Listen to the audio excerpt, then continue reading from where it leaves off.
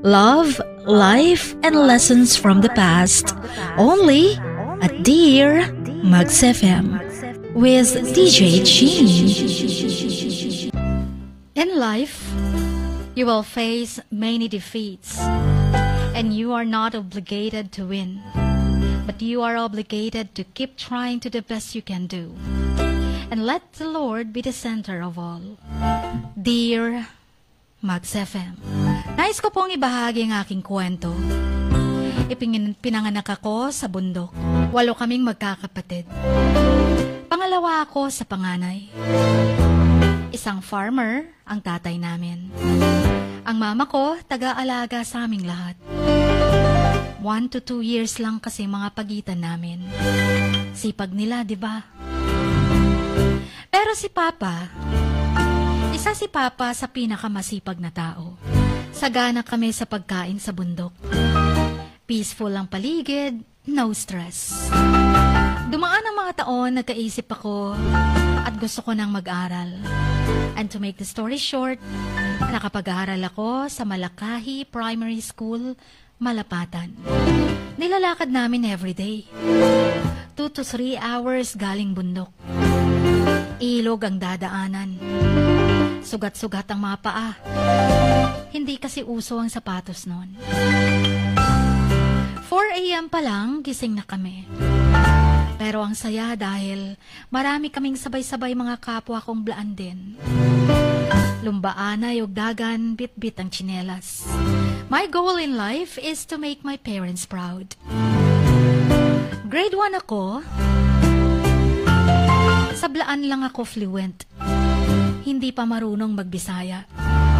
Pero natuto agad. Dahil gusto ko proud si Papa. Kaya dapat may honors ako. And I did.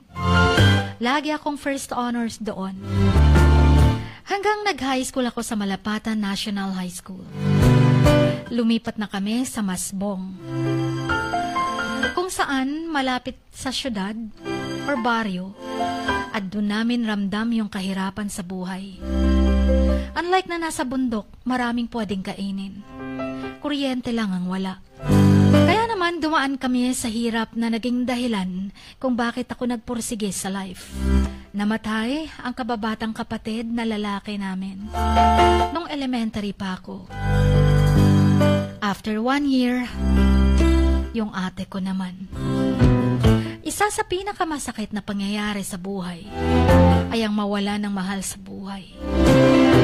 Naisip ko noon kung naagapan, kung napahospital lang sana, mabubuhay pa sana sila. Pero wala kang magagawa, kundi hanggang umiyak na lang. Isa sa pinakamalungkot sa buhay ng isang mahirap, kapag may sakit ka, aantayin mo na lang nagagaling, or aantayin mo na lang na mamamatay. Eh sabi ko sa sarili ko noon na ayokong magkapamilya. Kung mga anak ko din naman ang mahihirapan. Dahil sa mga naranasan natin sa buhay, siya ding minsan naging motivation natin para lumaban sa hamon ng buhay. Di na natin may babalik ang nakaraan. Pero kaya pa nating baguhin ang hinaharap. Sa high school ko rin naranasan ang mabuli. Minsan dahilan pa ng stress at walang ganang pumasok. Na-experience kong pumasok na walang makain. Nilalakad mula Masbong 2 to school. 1 hour dahil nanghihinayang ako sa 5 pesos na pamasahe. At madalas wala naman talaga akong pera. Kaya minsan, dumidiskarte na lang ako. Hindi naman nagkulang ang papa ko. Sadyang mahirap talagang kumita ng pera.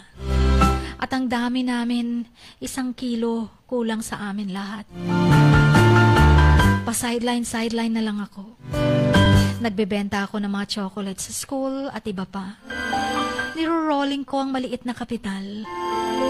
Yung profit ko, nilalagay sa alkansya.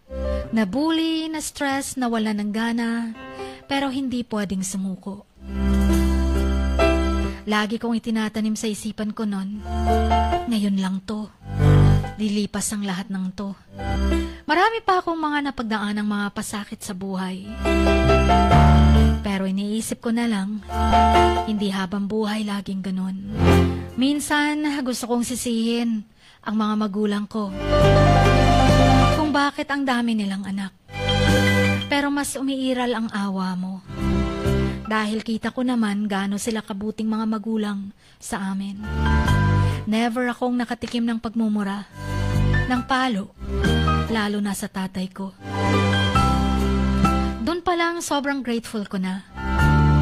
Nakapagtapos ako ng high school, and since hindi ako kayang paaralin ng mga magulang ko, naisip kong makipagsapalaran sa Manila.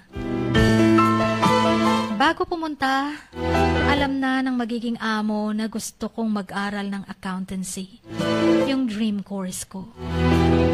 Pero pangarap ng tatay ko, maging teacher ako. Kasi para sa amin, mga Blaan, proud na kapag ang anak nila ay maestra. Pero ako yung tipong taong di muna ako padalos-dalos. Lagi akong humihingi ng gabay kay Lord kung ito ba ay para sa akin. Pagdating ko sa Manila, nagbago ang lahat. Nakapag-aral nga ako pero wala akong maipapadala sa pamilya. Hindi ko tinanggap yung alok ng mga boss ko na paaralin ako ng accountancy pero walang sahod. Kaya pinili kong mag-work muna. Need ko talaga ang sahod. Kasi that time, nagkasakit si Papa. Hindi pa niya kayang mag-work. Minsan sa buhay, hindi lahat ng problema malas. Minsan, way ni Lord para di matuloy ang isang bagay. Dahil mayroon na siyang nilaan na mas maganda para sa atin. I decided na yung sis ko na lang ang paaralin ng college. Nangarap ako, hindi lang sa sarili, kundi dahil sa pamilya ko. Nung 6 years na ako sa Manila, bago ako nag-asawa, medyo pagod na rin sa life. Pero I keep trusting God. Nakilala ko ang asawa ko sa dating site. Dahil sa friend ko na Kano ang boyfriend. Actually, di ko pinangarap yon. So, tinuruan niya ako sa paggumawa ng account ko. Target namin Kano. Green. Pero parang di talaga ako interested sa Kano. Dahil sa religion ko. Baka makilala ko ay hindi Christian. Gusto ko noon mapangasawa ay isang pastor.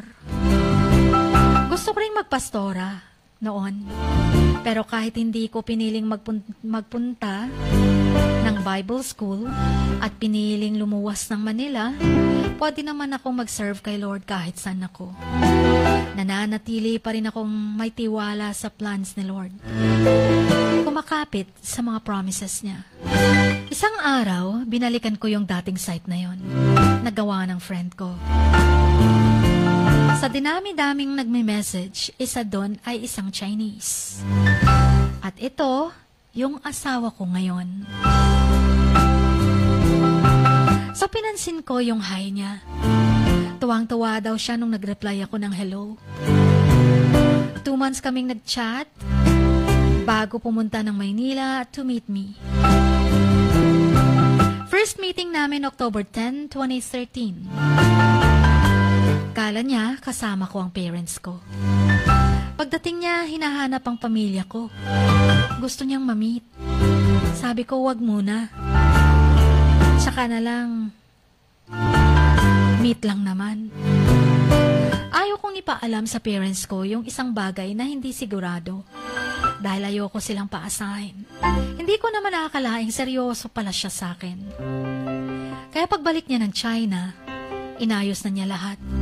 At sinabing babalik at nag-alok na ng kasal. Nag-send ng copy ng visa ang ticket niya. December 10, 2013. Doon ako nagsabi sa papa ko via tawag. Papa, uuwi ako next month. Pakakasal na ako. At kala ni Papa, niloloko ko siya. Dumating nga siya sa Maynila at nagpa-Jansan kami. Nakasal na nga kami at kahit hindi man naging perfect yung kasal namin, at least kasama ko buong pamilya ko nung araw na yon. Sumama ako sa asawa ko sa China at dito na kami nanirahan. Nanibago ako pagdating dito. Sobrang lamig. Pagdating ko, umiiyak yung mama ng asawa ko. Akala ko tears of joy yun. Yun pala, tears of disappointment. Kasi may gusto silang babae para sa kanya. Kababata at magkaibigan ng mga magulang nila. Best friend ni hubby ang kapatid ni babae. At mas matanda yung babae sa asawa ko. Na-meet ko naman yung girl kasi isang village lang sila. Maganda, maputi, at matangkad. Kung kumpara sa akin, lamang yung girl. Unang isang taon ko, hindi magandang relasyon namin ng mga in-laws ko. Lalo na nung nanganak ako sa panganay ko. Gusto niya siyang mag-alaga, lalo na't lalaki. Pero hindi pwede sa akin. Kaya no choice siya kundi ang tumira sa amin. Pero hindi kami magkasundo sa lahat ng bagay.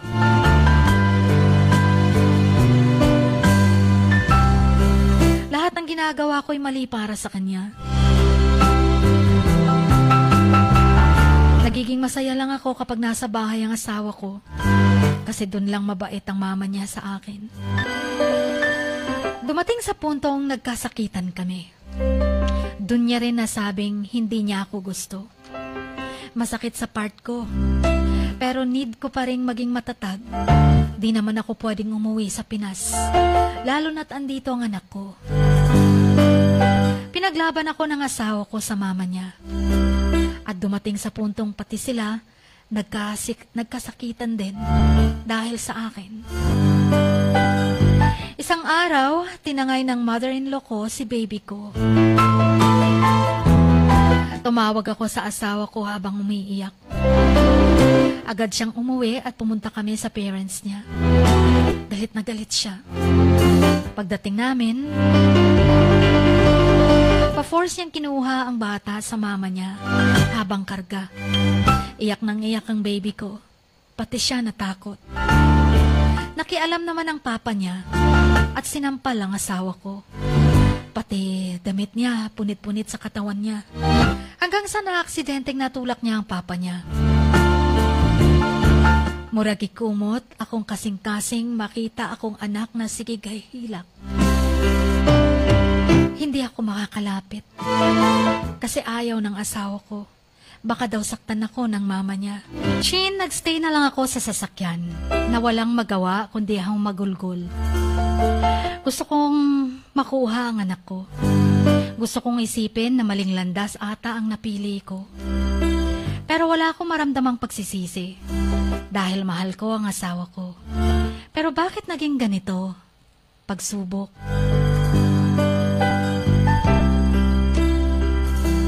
Umuwi kami na naiwan ang anak ko. Pagdating sa bahay, humagulgol siya. Sobrang guilty siya na natulak niya ang papa niya. Grabing iyak niya nun. Dahil for the first time, nasaktan niya ang parents niya. Actually, sobrang mahal siya ng mga magulang niya. Kasi only son siya. Sabi ko sorry dahil sa akin. Pero wala naman akong kasalanan sa pamilya mo. May time na takot ako na baka yung asawa ko ma-stress at piliin ang pamilya niya. At i-give up ako. Pero pinaglalaban at pinoprotektahan niya ako. Chin, pinapapulis niya pa ang parents niya. Kaya doon naging maayos ang pag-uusap. 1 month sa akin, ang bata, 1 month sa lola. Kaso sobrang hirap para sa baby ko ganong setup. Pati ako ang hirap sa isang ina na may nakikihati. Na wala naman siyang ambag sa anak ko. Ako ang nagdala 9 months. Muntik akong mamatay nung pinanganak ko siya. Sobrang unfair. Pero kapit pa rin ako sa prayer. Hindi ko ma-share sa pamilya ko. Ayokong malaman nila. Importante sa akin, kampi ko ang asawa ko. Dumagdag pa ang isang di inaasang pangyayari. na isa sa pinakamasakit ay yung biglaang pagpanaw ng papa ko. Biglaan na hindi ko man lang nakausap at nakapagpaalam. Doble-doble na yung stress ko noon. Hindi ko alam kung anong magiging buhay after. Bakit pa ba ako nangarap pa? Kung wala na yung taong dahilan kung bakit ako nangarap. At paano pa ako mangangarap sa sitwasyon ko na yon? Nasa China ako, housewife lang, at anak ko ay pinag-aagawan namin ng mother-in-law ko. Hindi ko alam paano ko matutupad lahat ng pangarap ko. Lalo na may asawa at anak ako. Wala akong work sa China. Parang wala nang lusutan. Ayaw kong questionin si Lord. Kapit ako dun sa everything happens for a reason. At pagsubok lang ang mga ito. Walang imposible para sa Panginoon. Kahit masakit ang mawala ng mahal sa buhay. Isang bagay na di mo kayang i-move on. Mababawasan lang ang sakit pero hindi ka makaka-move on. Kailangan kong tanggapin para sa mama at mga kapatid ko na ako lang ang inaasahan. Namatay si Papa noong October 16, year 2016. Dapat bakasyon namin December kasi gustong-gusto niya makita ang anak ko. Yung dingding nila puno ng picture ng anak ko. Nag-iipon sa alkansya, tig 10 to 20 pesos. Kasi gusto niya siya gagastos sa binyag ng anak ko. Nag-alaga ng mga manok para sana sa binyag. Umuwi ako mag-isa. Pagkadating ko, iniabot ni Mama yung alkansya niya at binuksan namin. Naka 4,000 plus na. Hindi niya akalain yung mga hulog niya na tig 10 to 20 pesos ay gagastusin sa burol niya. Masakit. Di man lang kaming nagkita ulit. At mayakap siya. Malamig na katawan yung nadatnan ko. At hindi man lang makita at makarga ang apo niya. Araw ng libing ni Papa, yun din mismong araw, sinelebrate nila dito sa China ang first birthday ng anak ko. Bumalik ako ng China after 2 months. Ayaw na sa akin ng anak ko. Mas lalong masakit pero tuloy pa rin hatian 1 month. Kaso ang hirap, hindi siya natutulog, sa kakaiyak, hinahanap yung lola. Gusto kong magparaya kung saan mas okay ang anak ko. Pero gabi-gabi naman ako ang magdusa na gusto ko kasama ang anak ko. Lalo na sa sitwasyon ko na yon, kamamatay lang ng papa ko. Nung nagka-chat pa lang kami ng asawa ko, sinabi ko sa kanya na Christian ako. At gusto kong maging Christian din ang magiging asawa ko. Open pa noon ng mga churches dito sa China hanggang 2020. Pero ngayon pinag-close na nilang lahat. Kaya nabaptize ang asawa ko at naging Christian noong 2016 na hindi alam ng pamilya niya. Hindi na rin siya lumuluhod sa Buddha at iba pang paniniwala nila. 2023, nabaptize na rin ang mga anak ko sa church namin sa Malapatan. Kinausap ng asawa ko ng maayos ang parents niya na kung gusto nilang maging maayos ang buhay niya, wag na silang makialam sa amin. At hayaan kaming mag-asawa. Dahil sa sobrang mahal siya, kaya nagparaya ang nanay niya. Pero dapat every Sunday uuwi kami sa kanila. Nakakatawa kasi tinitimbang yung baby kada uwi namin. Dapat di pumayat. Wala pang 2 years old ang panganay ko, nabuntis ulit ako. Hanggang sa nanganak ulit. At di kami matiis ng mother-in-law ko, pumunta at tulungan daw ako. Hinayaan namin at sinasabayan ko na lang siya sa mga trip niya. Nakikisama ako ng maayos.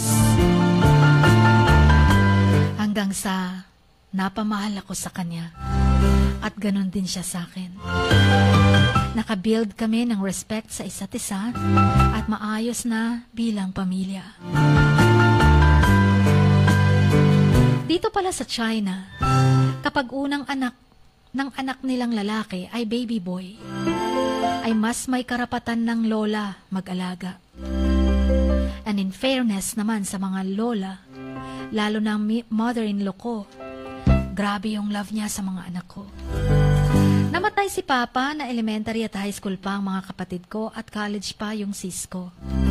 Kailangan kong gumawa ng paraan dahil wala na kaming inaasahan pang Papa. Ginamit ko yung time ko na nasa bahay at phone ko para mag-business online. Inaalam ko lahat, hindi madali nung una. Hanggang sa alam ko na anong business ang pwede sa akin. Since nasa bahay at karamihan ng mga negosyante sa Pinas, dito sila nagpapasupply sa China. Kung ano-ano ang sideline, pinasok ko. Pati pag-e-agent sa mga nanny dito sa China. Para lang may mapadala sa Pinas. Naging middleman ako sa imports, cargo at payment assistance. Naghahanap kami ng asawa ko ng mga partners na factories at partner na logistic na all-in hanggang Manila. Then focus na maghanap ng clients. Paunti-unti hanggang sa nakarami ako na nagtiwala sa amin.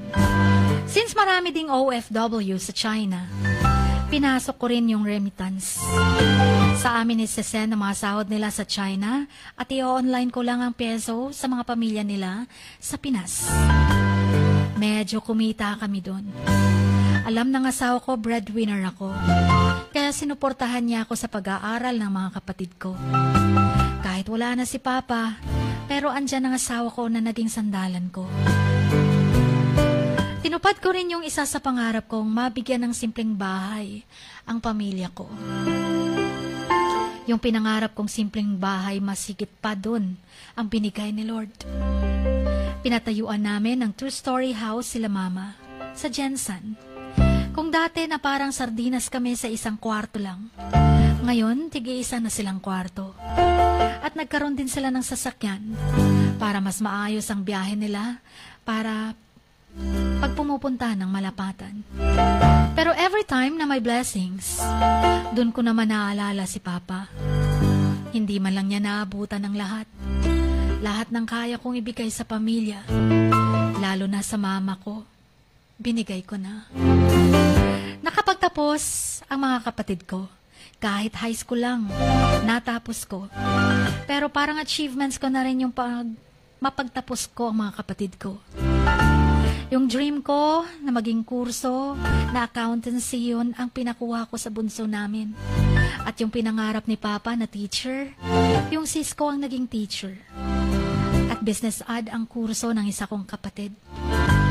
Nung nag-start yung blessings ng tuloy-tuloy, si Lord, iba't ibang paraan niya paano tayo i-bless.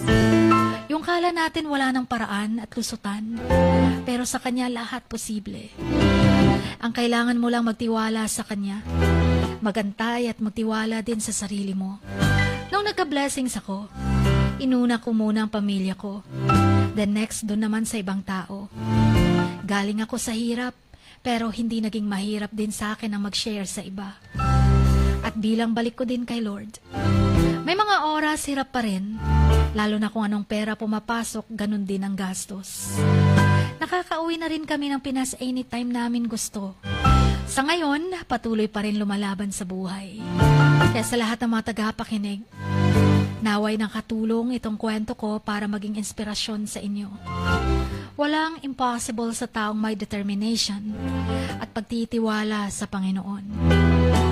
Matthew chapter 6 verse 33. But seek ye first the kingdom of God and His righteousness, and all these things shall be added unto you. Hanggang dito na lamang. Maraming salamat.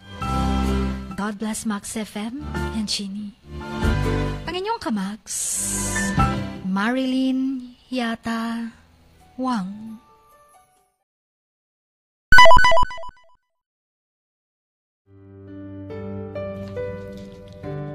Sa bawat pagluha mo, may nakatagong kwento. Sa bawat ngiti mo, may gustong sabihin ang puso mo. At sa likod ng iyong halakak at maging sa pagkabiko mo, may mensaheng nakabalot sa iyong pagkatao. At ang tanging nais mo lamang ay mapakinggan ang mga ito ng buong mundo. Dear Max FM with DJ Chini. Life has got all those twists and turns. Stand up for what you believe in. What lies behind you and what lies in front of you pales in comparison to what lies inside of you. Dear Max FM with DJ Chini. Sabi nga nila, ang pagsusulat kapag masyado mong diniinan hanggang sa susunod na pahina ay nagmamarka. Katulad ng pagmamahal, kapag masyado mong ibinigay ang lahat, yung sakit na gawa ng nakaraan, dala pa rin hanggang kasalukuyan. Dear Max FM, you own your story and you are the author of your own book of life. Don't let others write your script, but let others hear your story and make them inspired. Kaya sumulat na, maging bahagi ng aming programa, Dear Max FM with DJ Chini, tuwing Lunes hanggang Biyernes, 1:00 hanggang 3:00 ng hapon sa Max News FM, Sock Sargent. Love, life, and lessons from the past, only at Dear Max FM with DJ Chini.